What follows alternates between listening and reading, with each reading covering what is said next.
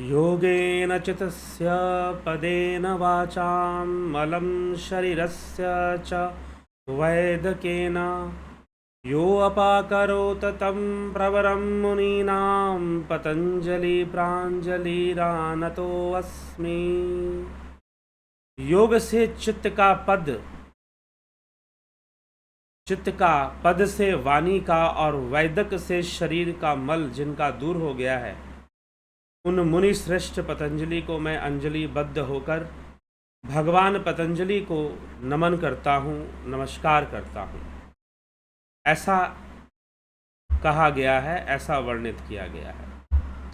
तो जिज्ञासु मित्रों, बहुत बहुत अभिनंदन है आप सभी का दिव्य सृजन में। और आज का यह कार्यक्रम, लाइव चर्चा का ये कार्यक्रम, इसका शेड्यूल 15 मिनट देर से दिया गया था।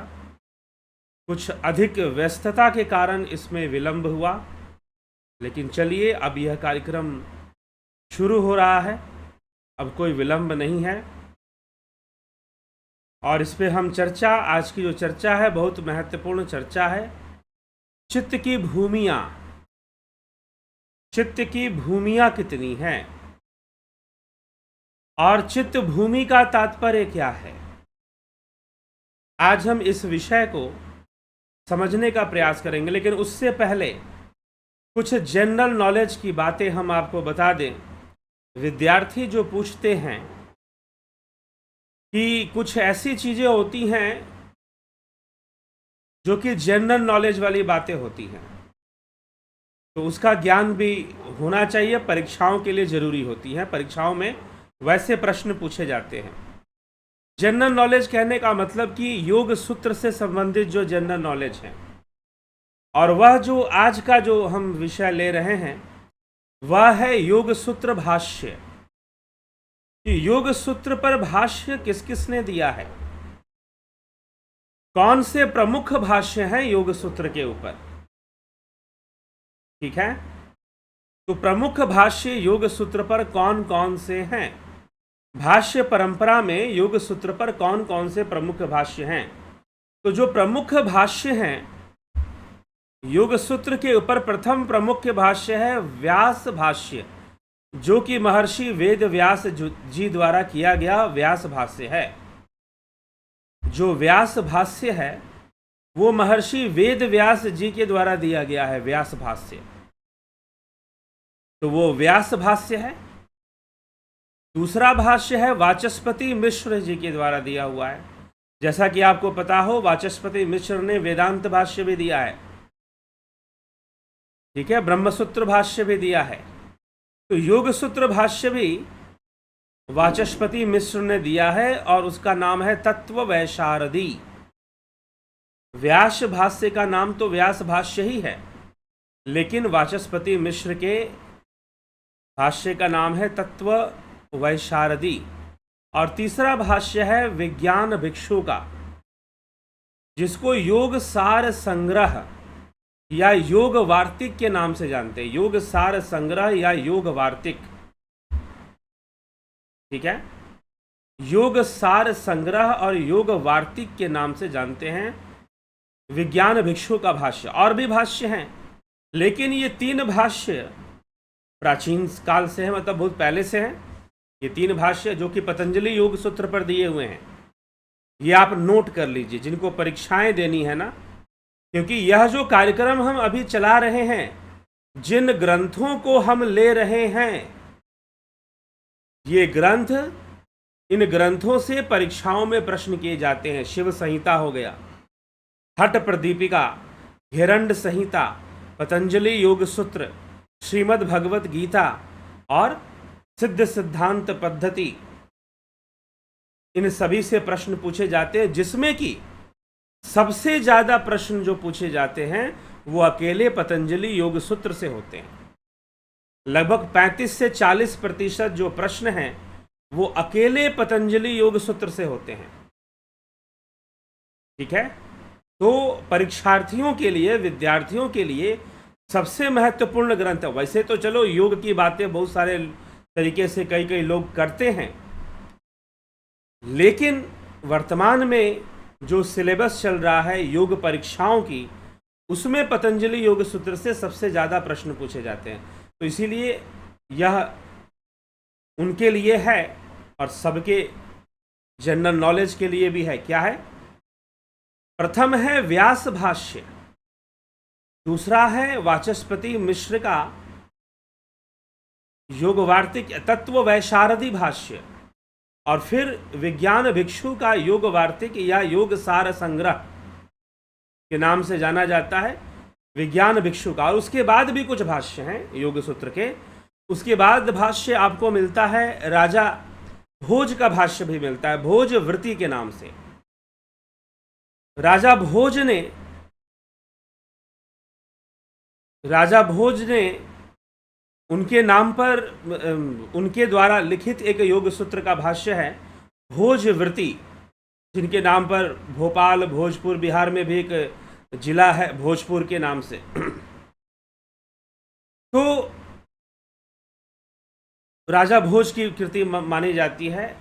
वैसे और भी भर्तृहरि जी का भी कुछ भाष्य मिलता है, और आपके स्वामी विवेकानंद का भाष्य मिलता है। वर्तमान में आप जाएंगे तो स्वामी विवेकानंद का भाष्य है, आचार्य रजनीश का भाष्य है, और बिल्कुल वर्तमान में श्री श्री रविशंकर जी का भी भाष्य है योग सूत्र के ऊपर। और भी विद्वान है, ऐसी बात नहीं है, लेकिन जो प्रचलित है उनमें स्वामी विवेकानंद का भाष्य काफ़ी प्रचलित है, और रजनीश ओशो का भी भाष्य प्रचलित है। लेकिन फिर भी अभी भी जो आपके पाठ्यक्रम हैं उनमें जो महत्व रखता है वो व्यास भाष्य ही महत्वपूर्ण रखता है, जो महर्षि वेद व्यास के द्वारा प्रथम भाष्य कहा जाता है। योग सूत्र का प्रथम भाष्य क्या है? योग सूत्र का प्रथम भाष्य है व्यास भाष्य, महर्षि वेद व्यास जी द्वारा लिखित व्यास भाष्य जी है। व्यास भाष्य जो है वो पतंजलि योग सूत्र का प्रथम भाष्य माना जाता है। ठीक है, तो व्यास भाष्य के आधार पर आज हम चर्चा करेंगे। व्यास भाष्य में चित्तवृत्ति निरोध के साथ चित्त भूमियों की चर्चा की गई है। चित्त के भूमियों के बारे में बताया हुआ है कि चित्त भूमि क्या होता है, चित्त भूमि वास्तव में क्या है, चित्त की विशेषता क्या है।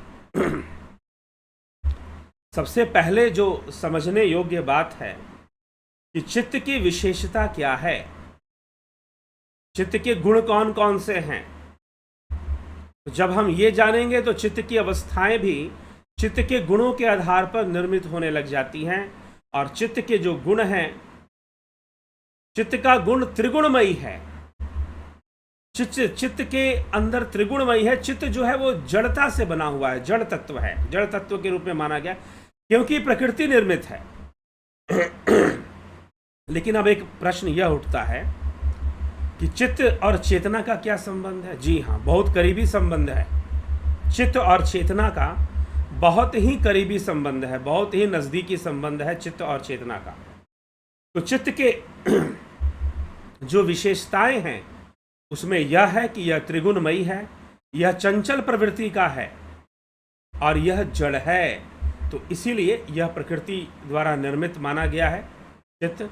लेकिन चेतना इसमें सबसे स्पष्ट रूप से प्रतिबिंबित होती है, यह सबसे नज़दीक है।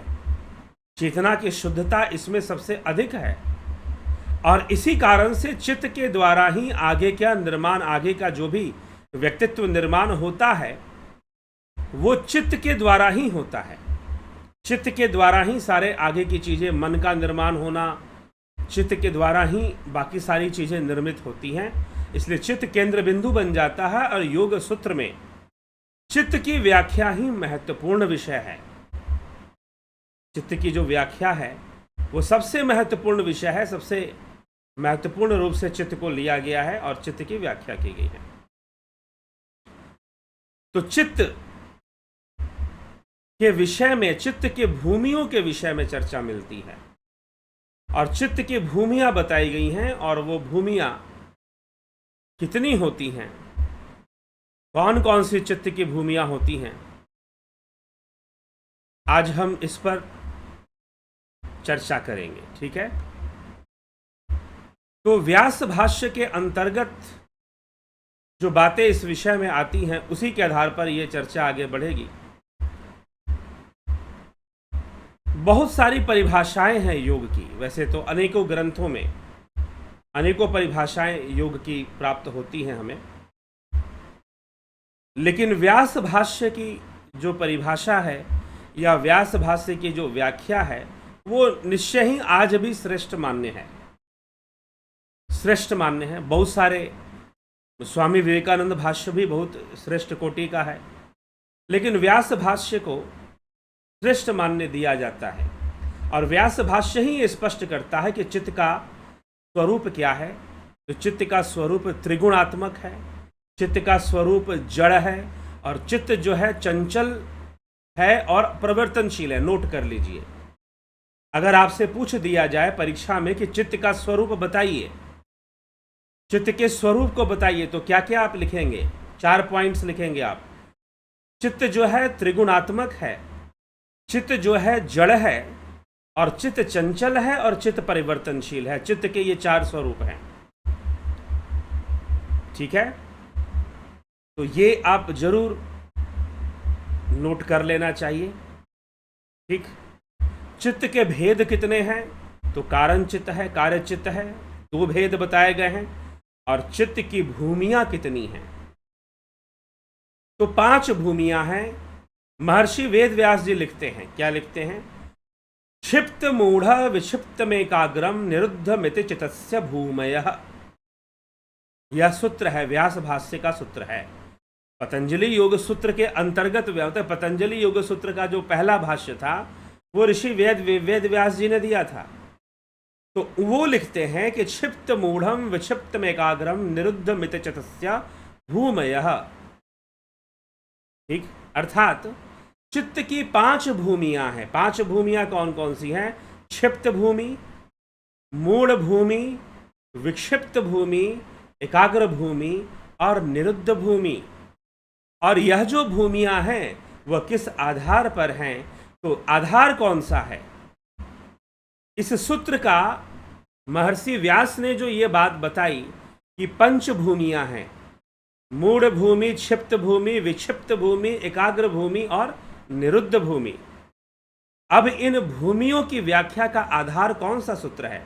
यह तो व्याख्या है, यह तो भाष्य है, लेकिन इस भाष्य का आधार कौन सा सूत्र है? तो महर्षि पतंजलि का दूसरा सूत्र है योगस चित्त वृत्ति निरोधा। योगस चित्त वृत्ति निरोधा, कि योग चित्त वृत्ति का निरोध है। इस आधार पर ही ये बात कही जा रही है। कौन सी बात कही जा रही है? कि चित्त की 5 भूमियां हैं, मूढ़ भूमि, क्षिप्त भूमि, विक्षिप्त भूमि, एकाग्र भूमि और साथ में अंत में निरुद्ध भूमि। ये 5 भूमियां निरोधा अवस्था को दिखाती हैं, चित्त में चित्त की अवस्था को दिखाती हैं। जैसे कि कल हमने एक उदाहरण लिया था, तालाब में जो है बहुत सारे पत्थर फेंके जाएं, बहुत सारे पत्थर फेंके जाएं। अब पत्थर कितने हाथों से फेंके जाएंगे? तो 5 हाथों से फेंके जाएंगे। 5 हाथों से फेंके जाएंगे, उनका 5 स्वरूप होगा। वो 5 स्वरूप कौन से होंगे? 5 तन्मात्राएं होंगी और 5 तत्व होंगे। 5 ज्ञानेंद्रियों के माध्यम से पत्थर, वो 5 लोग जो पत्थर फेंकेंगे तालाब में, वो 5 ज्ञानेंद्रियां हैं। वो 5 ज्ञानेंद्रियां कौन कौन सी हैं? त्वचा है, जिह्वा है, नासिका है, कर्ण है और नेत्र हैं। अगर हम तत्वों से बोले तो पहले कर्ण आएगा, शब्द सुनता है वो, ठीक है। फिर त्वचा है, कर्ण है, कान है, त्वचा है हमारे। फिर जिह्वा रस को ग्रहण करती है, नेत्र रूप को ग्रहण करते हैं, नेत्र हैं, जिह्वा है। और फिर नासिका है जो गंध को ग्रहण, पृथ्वी तत्व से गंध है, गंध को। तो ये 5 पत्थर फेंके जा रहे हैं, निरंतर फेंके जा रहे हैं, लगातार फेंके जा रहे हैं, ठीक है। तो इनमें जो प्रथम और सबसे निम्न अवस्था है वो क्षिप्त अवस्था है। कौन सी अवस्था है? क्षिप्त अवस्था है। लेकिन अब वैसे आप देखोगे गुणों के हिसाब से तो इसमें लिखा गया है क्षिप्त मूढ़, पहले क्षिप्त अवस्था का ही नाम लिखा है महर्षि वेदव्यास ने। वेदव्यास जी के भाष्य में क्षिप्त अवस्था को पहले बताया गया, लेकिन अगर आप गुणों के अनुसार देखोगे तो मूढ़ अवस्था को पहले माना जाएगा, क्योंकि मूढ़ मतलब मूर्खता। लेकिन फिर भी जो क्षिप्त अवस्था है वो मूढ़ अवस्था से भी निम्न है। कैसे भैया? जी हां, क्षिप्त अवस्था में तीनों गुण हावी रहते हैं, जिसमें कि रजोगुण और तमोगुण ज्यादा हावी रहता है, और रजोगुण और भी ज्यादा हावी रहता है क्षिप्त अवस्था के अंतर्गत। तो क्षिप्त अवस्था जो है तीनों गुण उसके अंदर हावी रहते। तो मूढ़ गुण में तो वैसे तो मूढ़ अवस्था में आपको हम कह सकते हैं कि तमोगुण ज्यादा हावी रहता है, लेकिन मन की जो अशांति है, मन की जो दुर्दशा है, वो क्षिप्त अवस्था में ज्यादा होती है। क्यों होती है? कि क्षिप्त अवस्था में शब्द, रूप, स्पर्श आदि विषयों में निरंतर भ्रमण करने वाला अस्थिर चित्त क्षिप्त अवस्था में रहता है। इस अवस्था में राग, द्वेष, काम, क्रोध, लोभ, मोह के साथ धर्म, अधर्म, ज्ञान, अज्ञान आदि में चित्त प्रवृत्त रहता है। तो क्षिप्त अवस्था में राजसी गुण ज्यादा हावी होता है, इसलिए महर्षि व्यास ने यहां पर प्रथम नाम क्षिप्त अवस्था का ही लिया है। लेकिन अगर हम गुणों को निम्न और उच्च कोटि में जब बांटते हैं तो तमोगुण नीचे चला जाता है। तो हम कह सकते हैं कि मूढ़ अवस्था में तमोगुण व्याप्त होता है, लेकिन फिर भी क्षिप्त अवस्था, इसीलिए महर्षि व्यास लिखते हैं कि क्षिप्त मूढ़ विक्षिप्तम एकाग्रम निरुद्ध, मतलब पहले क्षिप्त है, फिर मूढ़ है, और फिर विक्षिप्त है, और फिर निरुद्ध है। तो पहले क्षिप्त अवस्था को ही मानना चाहिए मेरे विचार से। अगर आप कहेंगे कि सबसे बुरी स्थिति क्या है, सबसे भयावह स्थिति मन की क्या हो सकती है, सबसे निम्न स्थिति मन की क्या हो सकती है, मूढ़ा अवस्था नहीं हो सकती है। मूढ़ा अवस्था कौन सी अवस्था है, पहले यह समझ ले। मूढ़ा अवस्था में तमोगुण बहुत ज्यादा हावी हो जाता है, तामसिकता बहुत हावी रहती है, और उसके ऊपर राजसिक या सात्विक गुण हावी हो सकते हैं, लेकिन तमोगुण सबसे ज्यादा हावी होगा। तो मूढ़ा अवस्था, जैसे कि आप सोए हुए हैं, वो भी मूढ़ा अवस्था है। आप स्वप्न देख रहे हैं और स्वप्न में ही डर गए, वो भी मूढ़ा अवस्था, हम उसको मूढ़ा अवस्था कह सकते हैं। तमोगुणी अवस्था क्या है? आदमी दारू पी लिया और नशे में धुत, और किसी एक कोने में पड़ा हुआ है, रोड पर भी लेटा हुआ। आप दारू पीने वाले देखो नाली में भी गिर जाते हैं और उनको कोई फर्क नहीं पड़ता। उनके घर वाले जाते हैं, उनको उठाकर लाते हैं कि अरे भाई ये नाली में कैसे गिर गया, बड़ा परेशान होते हैं, उसको नहलाते धुलाते हैं, और वो नशे में धुत, कोई मतलब नहीं उसको। ये मूढ़ा अवस्था है, यहां तमोगुण पूरी तरह से हावी है। लेकिन इससे भी बुरी अवस्था क्षिप्त अवस्था है। मूढ़ा अवस्था क्या हो गया कि जैसे कि तालाब है, चित्त रूपी तालाब है, उसमें कोई बहुत बड़ा सा पत्थर, तामसिकता क्या है?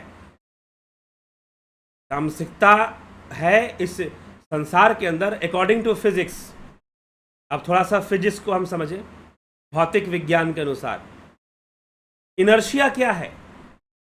Mass is directly proportional to inertia. जिसमें मास ज्यादा होगा, जिसमें वजन ज्यादा होगा, द्रव्य ज्यादा होगा, जिसमें द्रव्य ज्यादा होगा तो उसका वजन ज्यादा हो जाएगा, वो ज्यादा भारी हो जाएगा। ठीक है? तो मूढ़ा अवस्था क्या है?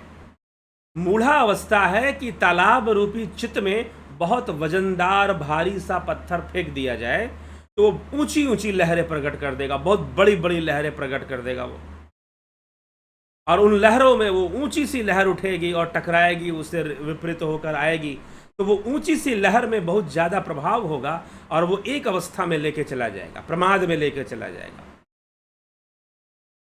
ठीक है? लेकिन क्षिप्त अवस्था क्या है, इसको समझिएगा। क्षिप्त अवस्था में रजोगुण हावी हो जाएगा, रजोगुण के साथ तमोगुण भी लगा रहेगा। रजोगुण के साथ तमोगुण भी लगा रहेगा क्षिप्त अवस्था में। और फिर क्या होगा क्षिप्त अवस्था में? तमोगुण भी लगा रहेगा, रजोगुण भी लगा रहेगा। तो रजोगुण क्या है? क्रियाशीलता, एक्टिवनेस, कंटिन्यूटी। तो फिर क्या होगा? तालाब के अंदर, तालाब रूपी चित में जैसे कि लगातार पत्थर मारे जा रहे हैं, अनेकों लोग मिलकर पत्थर मार रहे हैं। इसलिए क्षिप्त मूढ़ा अवस्था में तो चलो तमोगुण में चला गया, प्रमाद में चला गया, लेकिन क्षिप्त अवस्था में क्या होगा? क्षिप्त अवस्था में अनेकों विचार उसको आएंगे, अनेकों। कभी खुश हो जाएगा, कभी नाराज हो जाएगा। सुबह में नाराज है तो दोपहर में खुश हो गया, शाम को फिर नाराज हो गया। कभी प्रेम पैदा हो जाएगा, कभी नफरत पैदा हो जाएगा। मानसिक रोग इस अवस्था में आते हैं। तो क्षिप्त अवस्था में राग, द्वेष, काम, क्रोध, लोभ, मोह, धर्म, अधर्म, ज्ञान, अज्ञान, मतलब द्वंदात्मक स्थिति बनती है। क्षिप्त अवस्था में द्वंदात्मक स्थिति बनती है। मूल अवस्था में तो व्यक्ति तमोगुनी हो गया पूरी तरह से, लेकिन क्षिप्त अवस्था में बेचारा ना धार्मिक होता है ना अधार्मिक होता है। कभी राग में, कभी द्वेष में, कभी अज्ञान में, कभी ज्ञान में, कभी धर्म में, कभी अधर्म में, कभी ये कभी वो। अनेकों पत्थर तालाब में डाले जा रहे हैं और अनेकों प्रकार से तरंगे उत्पन्न हो रही हैं और एक दूसरे से टकरा रही हैं। विचार जो है हमारे एक दूसरे से टकरा रहे हैं। कभी मन में द्वंदात्मक विचार आ रहे हैं, कभी कुछ आ रहा है, कभी कुछ आ रहा है। एकदम मन, क्या होगा? ब्लड प्रेशर हाई हो जाएगा, फिर ब्रेन हैमरेज हो जाएगा, इतना ज्यादा ब्रेन में एनर्जी जाएगी। तो अनकंट्रोल्ड थॉट्स, अनकंट्रोल्ड आइडियाज, ये क्षिप्त अवस्था है। इसलिए क्षिप्त अवस्था को सबसे बुरी स्थिति मानी गई है। जैसे तालाब में चारों तरफ से लोग खड़े हो जाएं और पत्थर मारना शुरू कर दें, तो उसमें अनेकों तरंगे पैदा हो रही है। भले छोटे छोटे पत्थर मारें, लेकिन अनेकों तरंगे पैदा हो रही हैं और किसी में ताकत नहीं है कि वो जम के बन सके। तो इसीलिए क्षिप्त अवस्था is the worst condition, worst to worst condition क्षिप्त अवस्था। मूल अवस्था जो है, हम कह सकते हैं कि चलो प्रमाद में चला गया, आलस्य में, निद्रा में चला गया, बिल्कुल, लेकिन ज्यादा दिमाग में उसको बातें नहीं आ रही है। हाँ, एक ही प्रभाव है, बहुत भारी भरकम पत्थर फेंक दिया गया और उसकी ऊंची ऊंची लहरों के प्रभाव में वो नशे में धुत है। तो जो मूढ़ अवस्था है वो प्रमादी बना देगा, मूढ़ता ला देगा, और प्रमाद के कारण व्यक्ति अपने जीवन में निर्णय ले लेगा, कुछ बातें बोलेगा तो उसमें बोलेगा, एक नशे में रहेगा। तो यह जो है मूढ़ अवस्था है, लेकिन उससे भी बुरी है क्षिप्त अवस्था। इसलिए महर्षि वेद व्यास ने व्यास भाष्य में, पतंजलि योग सूत्र का प्रथम भाष्य व्यास भाष्य कहा जाता है। उसके बाद वाचस्पति मिश्र का भाष्य है तत्व वैशारदी के नाम से। उसके बाद जो भाष्य आते हैं महत्वपूर्ण भाष्यों में, विज्ञान भिक्षु का भाष्य है, ठीक, योग वार्तिक के नाम से या योग सार संग्रह के नाम। उसके बाद कई भाष्य आते हैं, राजा भोज का भी एक भाष्य आता है, और फिर आपके स्वामी विवेकानंद का भाष्य आता है। तो ऐसे भी भाष्य हैं। तो व्यास भाष्य में क्षिप्त को प्रथम लिया गया है, क्षिप्त को पहला माना गया है कि ये क्षिप्त अवस्था जो है ये सबसे खराब अवस्था है, ये आपके चित्त की, आपके मन की सबसे बुरी अवस्था है, ठीक ना? बिल्कुल अशांत मन, कोई एकाग्रता नहीं, कोई फोकस नहीं, मनोरोगी एक तरह से समझ लीजिए, ऐसी अवस्था का बन जाना।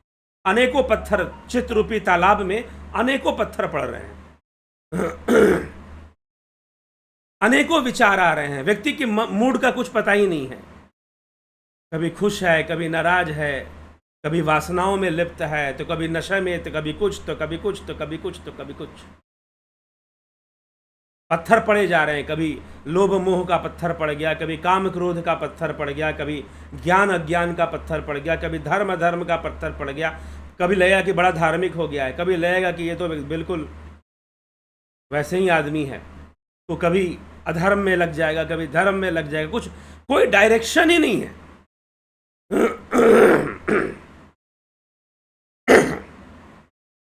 कोई डायरेक्शन ही नहीं है।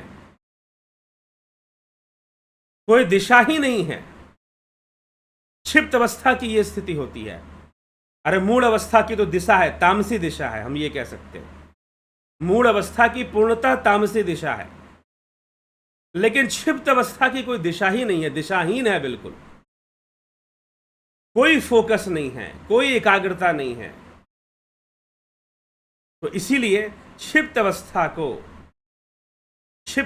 को सबसे वर्स्ट कंडीशन माना जा सकता है। क्षिप्त अवस्था वाला गलत घर छोड़ के भाग जाए, आत्महत्या कर ले, कुछ पता नहीं कब क्या कर दे।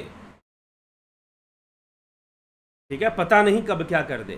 तो ऐसी अवस्था में क्षिप्त अवस्था का व्यक्ति रहता है। क्षिप्त अवस्था का जो चित्त जिसका बन गया है, तो उसको अनेकों तरीके से प्रेरणाएं मिल रही हैं, अनेकों विचार, कभी ये बात, कभी वो बात, कभी ऐसे तो कभी वैसा, 50 तरह की चीजें उसके दिमाग में चलती रहती हैं। अब है विक्षिप्त अवस्था। तीसरी अवस्था है विक्षिप्त अवस्था। इसको समझने का हम प्रयास करते हैं। विक्षिप्त अवस्था क्या है? क्षिप्त व मूल भूमि की अपेक्षा, क्षिप्त और मूल भूमि की अपेक्षा यह जो अवस्था है उत्तम कोटि का माना गया है। यह उत्तम कोटि का माना गया है क्षिप्त और मूल भूमि की अवस्था की तुलना में, क्योंकि इस अवस्था में सत्व गुण बढ़ जाएगा, सतोगुण बढ़ जाएगा, ज्ञान बढ़ जाएगा। धर्म अधर्म में से दोनों रहेंगे, धर्म अधर्म, लेकिन धर्म बढ़ जाएगा। ज्ञान अज्ञान इसमें भी रहेंगे, लेकिन ज्ञान बढ़ जाएगा, ज्ञान की वृद्धि हो जाएगी। ठीक है, तो इसमें सात्विकता थोड़ी बढ़ जाएगी। हैं अभी भी तीनों गुण, लेकिन सात्विकता इसमें बढ़ जाएगी। तो यह एक जागृत मनुष्य की अवस्था है। जागृत कहने का मतलब जो सांसारिक रूप से जागृत है उसकी बात कर रहा हूं, जो होशियार है, जिसको बोलते हो आप इंटेलिजेंट आदमी है। भाई ये तो समझदार व्यक्ति है, ये तो इंटेलिजेंट है, उसको हम कहेंगे विक्षिप्त अवस्था। हालांकि विक्षिप्त नाम अच्छा नहीं है। इस अवस्था में भी रजोगुण हावी रहता है, और लेकिन व्यक्ति अच्छे कर्म करेगा, सफलता को प्राप्त करेगा, सोच समझ के कर्म करेगा, ज्ञान पूर्वक ज्ञान का प्रयोग करेगा, क्योंकि सतोगुण बढ़ जाएगा इसमें। मूल अवस्था में तो तमोगुण ही है, और क्षिप्त अवस्था में तीनों हैं, तो तीनों मिलकर भयंकर स्थिति को पैदा कर देते हैं। और विक्षिप्त में सतोगुण की वृद्धि हो गई। तमोगुण रजोगुण अभी भी है, सतोगुण उस व्यक्ति के अंदर भी धर्म अधर्म दोनों होगा, लेकिन धर्म फिर भी ज्यादा होगा। ज्ञान अज्ञान दोनों होगा, लेकिन ज्ञान ज्यादा होगा। किसके लिए कह रहा हूं? विक्षिप्त अवस्था। तो ये संसार में जिसको आप समझदार लोग कहते हैं ना, कि बड़ा समझदार आदमी है, बड़ा अच्छा व्यक्ति है, समझदारी से बात करता है, समझदार आदमी है, कोई कार्य सोच समझ के करता है, समझदारी से निर्णय लेता है, संसार में समझदारी से जीता है, समझदारी से व्यवहारिक होता है, तो यह विक्षिप्त अवस्था है। यह विक्षिप्त भूमि है, पंचभूमि सिद्धांत है यह। क्षिप्त, मूढ़, विक्षिप्त, एकाग्र और निरुद्ध। एकाग्र और निरुद्ध।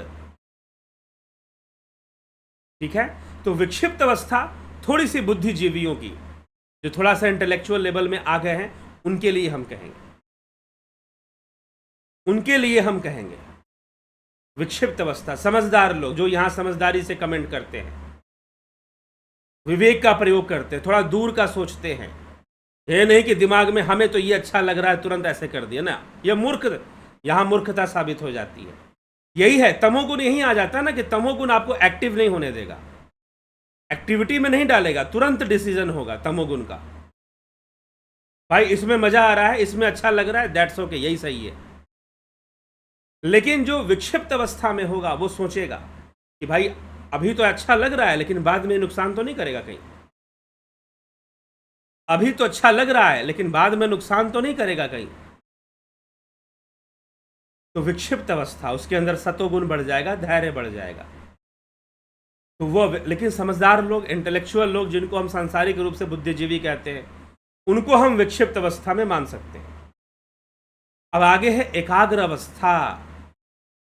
अब एकाग्र अवस्था बिना योग के संभव नहीं है, लेकिन एकाग्र अवस्था में कौन सा गुण हावी होता है? सतोगुण हावी, पूरी तरह से सतोगुण हावी हो गया। अब एकाग्र अवस्था में क्या होगा? कि सतोगुण का बड़ा सा पत्थर फेंक दिया जाए तो एक बहुत बड़ी लहर पैदा हो जाएगी एकाग्रता की, और वो एक ही लहर चलती रहेगी। एक वृत्ति भाव हो जाएगा योगी ध्यान योग में। तो एकाग्र अवस्था साधकों की अवस्था है। जो अच्छे साधक हैं, जो योग साधना में ध्यान योग के, अष्टांग योग के जो अच्छे साधक हैं, जो राजयोग के अच्छे, राजयोग कौन सा राजयोग? राजयोग जो हठ प्रदीपिका में बताया गया है, राजयोग जो पतंजलि योग सूत्र में बताया गया है। तो आजकल कुछ संस्थाएं हैं वो अपनी तथाकथित साधना को राजयोग लिखती हैं, उसको मत गौर कीजिएगा। नहीं तो आप जानते होंगे कौन सी संस्था राजयोग लिखती है। जी नहीं, मैं यहां जो राजयोग बता रहा हूं वो उस तथाकथित संस्था का राजयोग नहीं बता रहा हूं। मैं पतंजलि योग सूत्र का राजयोग बता रहा हूं, हठ प्रदीपिका ग्रंथ का राजयोग या घिरंड संहिता का राजयोग। तो राजयोग के जो साधक हैं, जो राजयोग के साधक हैं, जो अष्टांग योग के साधक हैं, जो अतीन्द्रिय साधना के साधक हैं, वो इस अवस्था को प्राप्त करते हैं, एकाग्र अवस्था को। और ये सतोगुण से भरा हुआ है, इसमें सात्विकता भरी हुई है। मतलब आप मान लीजिए कि जब हम क्षिप्त अवस्था की बात करते हैं तो तीनों गुण बराबर बराबर रूप में वहां पर हैं, और राग द्वेष धर्म धर्म चल रहा है वहां पर। तो बेचारा उस तालाब की क्या हालत होगी जिसके अंदर चारों तरफ से पत्थर मारे जाए, कोई एक तरंग तो उसमें रहेगी नहीं, अनेकों तरंग उत्पन्न हो रही हैं। ठीक है, तो परेशान है बेचारा। मूढ़ अवस्था जिसमें तमोगुणी तरंग बढ़ जाएगा, और विक्षिप्त में सतोगुण ज्यादा हो जाएगा थोड़ा सा। जो पत्थर, जो तमोगुण और रजोगुण के जो पत्थर फेंके जाएंगे उनमें कमी आ जाएगी, और रजोगुण के, सतोगुण के बड़े पत्थर फेंके जाएंगे, तमोगुण और रजोगुण के छोटे छोटे फेंके जाएंगे, तो विक्षिप्त अवस्था बनेगी। और एकाग्र अवस्था, एकाग्र भूमि, चित्त की एकाग्र भूमि, उसमें क्या होगा? सतोगुण का ही एक पत्थर फेंका जाएगा बस, और वो एक वृत्ति, एक भाव में रहने वाला साधक योगी, एक भाव में, एक वृत्ति में रहने वाला सिद्ध योगी, साधक योगी, सिद्ध योगी कहना ठीक नहीं होगा, साधक योगी, एक ही भाव में रहने वाला, साधना करने वाला, उसकी जो बुद्धि है, उसका जो मन है, वो एकाग्र अवस्था में काम करेगा, फोकस्ड माइंड होगा। जहां भी बोलेगा, जहां भी कहेगा, जहां भी जाएगा, जो भी निर्णय लेगा, उसमें वो फोकस्ड माइंड काम करेगा। तो more than intellectual, more than worldly intellectual, ठीक ना। जो सांसारिक रूप से जो इंटेलेक्चुअल लोग हैं, उनके कंपैरिजन में वो थोड़ा ऊपर हो गया, वो थोड़ा आगे बढ़ गया, वो फोकस्ड माइंड हो गया। भले वो कोई बहुत बड़ा इंटेलेक्चुअल काम करता हुआ ना दिखाई दे, लेकिन उसके काम करने के तरीके में, उसके निर्णय लेने के तरीके में वो एकाग्रता होगी। और दूसरी बात, उसको संसार का अनुभव भी बाकी लोगों से ज्यादा होगा, क्योंकि वो एकाग्रता से चीजों को समझेगा, हर जगह एकाग्रता का प्रयोग करेगा। ठीक है ना। तो फोकस माइंड का यूज करेगा, एकाग्र मन का इस्तेमाल करेगा, और एकाग्र मन का इस्तेमाल करते हुए वो बहुत सारे कार्य अपने करेगा। तो वो एकाग्र अवस्था हो गई। अब एकाग्र अवस्था के बाद आखिरी अवस्था, आखिरी भूमि कौन सी है? आखिरी भूमि है निरुद्ध भूमि, क्षिप्त, मूढ़, विक्षिप्त, एकाग्र और निरुद्ध। क्षिप्त, मूढ़, विक्षिप्त, एकाग्र और निरुद्ध। ठीक है। तो निरुद्ध भूमि किसकी होती है भाई? यह सिद्ध योगियों के लिए होती है, जिन्होंने योगस चित्त वृत्ति निरोधा, जिन्होंने चित्त वृत्ति का निरोध कर लिया है, या जिन्होंने निरोध करने में सक्षमता हासिल कर ली है, सक्षमता प्राप्त कर ली है, सामर्थ्य प्राप्त कर लिया है कि वो चित्त वृत्ति का निरोध कर दे, वो निरुद्धावस्था को प्राप्त होते हैं। और मात्र नादा अनुसंधान से ही निरुद्धावस्था बनती है। तो निरुद्धावस्था, निरुद्ध भूमि जो है यह सिद्ध योगियों की चित्त भूमि है। अब इसे भूमि क्यों कहा जा रहा है? क्योंकि उनके जीवन के जितने भी कार्य होंगे, जितने भी निर्णय होंगे, जितनी भी सोच या जीवन का के प्रति जो एटीट्यूड होगा, जो समझ होगी, वो उसका आधार बनेगा। अगर मूढ़ अवस्था में है तो मूढ़ भूमि बनेगी, क्षिप्त अवस्था में क्षिप्त भूमि पर उसका आधार बनेगा, विक्षिप्त अवस्था में विक्षिप्त भूमि, एकाग्र अवस्था में एकाग्र भूमि, और निरुद्धा अवस्था में निरुद्ध भूमि। वो अपने सारे कार्य निरुद्ध अवस्था, निरुद्ध चित्त वृत्तियों का निरुद्ध कर कर सिद्धि बल से कर देगा, अपने योग बल से कर देगा। वह सिद्ध योगियों की अवस्था है। एकाग्र अवस्था उच्च कोटि के साधक योगी, ऐसे ही छोटा मोटा 5 मिनट कभी बैठ गए, 2 मिनट कभी बैठ गए नहीं। जो उच्च कोटि के साधक योगी घंटा 1.5 घंटा जो डेली साधना में टाइम देते हैं, कम से कम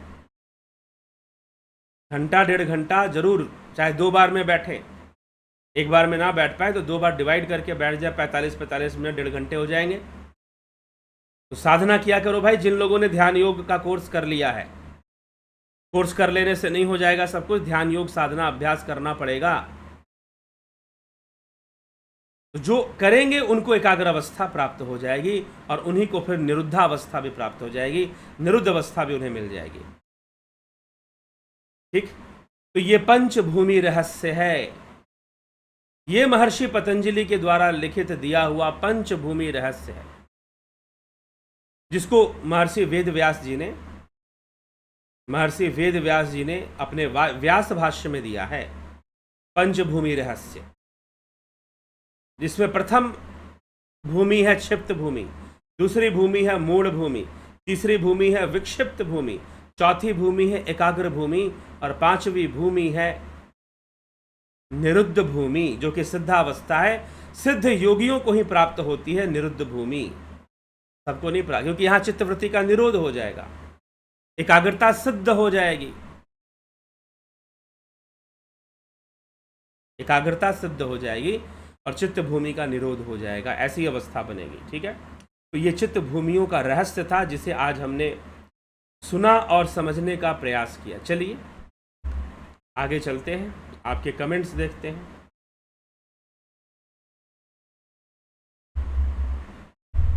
कांता देवी जी, अमन कक्कर जी, कांता देवी सर, समाधि में युक्त योगी क्या अनंत काल तक जीवित रह सकता है? क्या वो अपने शरीर या वो जीवन और मरण इन दोनों से ऊपर उठ जाता है? वो जीवन और मरण से ऊपर उठ जाता है समाधिस्थ योगी। वो सूक्ष्म रूप में भी जीवित रह सकता है, सूक्ष्म शरीर में भी जीवित रह सकता है। जरूरी नहीं कि स्थूल शरीर ही धारण करे, क्योंकि हो सकता है कि आप सिर्फ स्थूल में रहने को ही जीवित मान रहे हो। ठीक, क्या वह अपने शरीर का दूसरे शरीर का पुनर्निर्माण कर सकता है? जी, सिद्ध योगी कर सकता है, समाधिस्थ योगी नहीं करता। जब आप बोल रहे हैं कि समाधिस्थ योगी, जी नहीं, समाधिस्थ योगी ये काम नहीं करता। इसीलिए महर्षि पतंजलि ने सिद्धियों की भर्त्सना की है। हठ प्रदीपिका में भी सिद्धियों की भर्त्सना की गई है। क्यों? क्योंकि सिद्धियां आती जरूर है, लेकिन यह बाधा है। जैसे कि ध्यान से सुनिए, आप जब भोजन करते हैं तो आपको भोजन का स्वाद आता है, लेकिन भोजन स्वाद के लिए नहीं करना चाहिए, भोजन तो स्वास्थ्य के लिए करना चाहिए। भोजन स्वाद के लिए नहीं करना चाहिए, भोजन तो स्वास्थ्य के लिए करना चाहिए। लेकिन जब भोजन करेंगे तो क्या यह संभव है कि स्वाद ना आए? स्वाद तो आएगा ही आएगा। ठीक है, स्वाद तो आएगा ही आएगा, नहीं आने का प्रश्न नहीं उठता। वैसे ही सिद्धियां तो आएंगी ही आएंगी, लेकिन जो योगी है वो साधना सिद्धियों के लिए नहीं करेगा। बस फर्क इतना सा है। यह भी निश्चय है कि सिद्धियां आएंगी आएंगी, लेकिन उसकी साधना सिद्धियों के लिए नहीं होगी। तो समाधि की जो अवस्था है वो सिद्धियों से आगे की अवस्था है। सिद्धियां तो धारणा से ही आनी शुरू हो जाती, धारणा ध्यान से ही सिद्धियां आनी शुरू हो जाती। तो क्या वह अपने शरीर या दूसरे शरीर का पुनर्निर्माण कर सकता है? समाधिस्थ योगी के लिए नहीं है, सिद्ध योगी के लिए है यह बात। लेकिन अपने सिद्धियों के कार्य में फंसा हुआ योगी, उसका पतन होता है। इसकी बहुत अच्छी व्याख्या शिव सूत्र में मिलती है और हमने की है। शिव सूत्र के ऊपर प्लेलिस्ट बना हुआ है, शिव सूत्र के ऊपर प्लेलिस्ट बना हुआ है। आप जाकर उसमें जो आणव उपाय है, आणव उपाय, उसको जाकर सुनिए। उसमें बहुत अच्छे से समझाया गया है कि सिद्धियां क्या हैं। सिद्धियां बाधक हैं समाधि में। आप समाधि में अनंत काल तक बैठे रहो, सिद्धियां बाधक हैं, नहीं संभव है अनंत काल तक बैठना। जिसको सिद्धि का प्रयोग करना है वो नहीं बैठ पाएगा, उसको सिद्धि का मोह त्यागना पड़ेगा। और समाधि में जब वो समाधि में लीन हो गया तो वो लीन हो गया, वो जीवत्व से ऊपर उठ गया। जीव तो बंधन है भाई, जीव तो पशुता है। पशु को ही जीव बोलते हैं। शिव महापुराण पढ़िए, दूसरे ग्रंथ पढ़िए, पशु शब्द जीव का पर्यायवाची है,